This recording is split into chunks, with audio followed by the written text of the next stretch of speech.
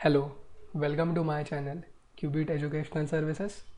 In this video we are going to solve the very first question from the mathematics section of the NEST 2020 first session. This question is based on the ideas of set and relations.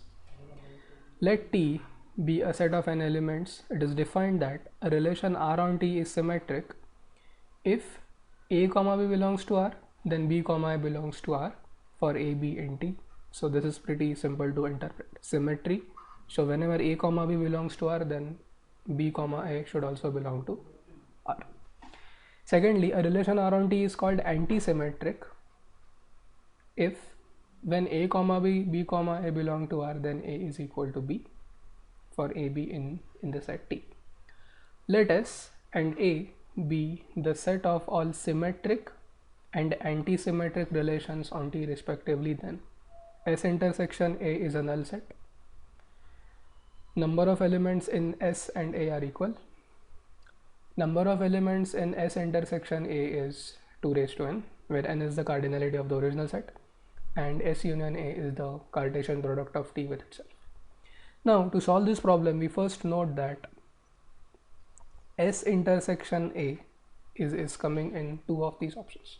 Okay, so it would be interesting to look for those relations which are both symmetric as well as anti-symmetric, if at all there are any. If there aren't any such relations, then obviously option 1 would be right. So let's find out. Consider R, which is a relation defined on the Cartesian product of given set T. Okay, we are going to consider all those ordered pairs xy such that x is equal to y, isn't it? Now because x is equal to y, it becomes both symmetric as well as anti-symmetric. For example, let us go to the definition of symmetric relation. If AB belongs to R, then B comma A belongs to R. Now because x is equal to y, it really doesn't matter whether you write xy or yx, okay, because these two ordered pairs are essentially the same, okay, although they are ordered pairs. Secondly, is it anti-symmetric? Of course, because if xy belongs to the relation, then y comma x will automatically belong to that relation, because again x is equal to y. So such a class of relations represents both symmetric and anti-symmetric relations. Okay, so they possess the property of being symmetric as well as anti-symmetric. Now let us find out how many such relations are possible. Okay, and the answer to that is given by the number of subsets of a set. We know that our given set consists of n elements, which means how many pairs can we have which have the first and the second elements equal. Clearly there will be n pairs. For example, if our set T consists of these n elements a1, a2, a3, so on till an, then we have to consider the set of ordered pairs a1 comma a1, a2 comma a2, so on till an comma an.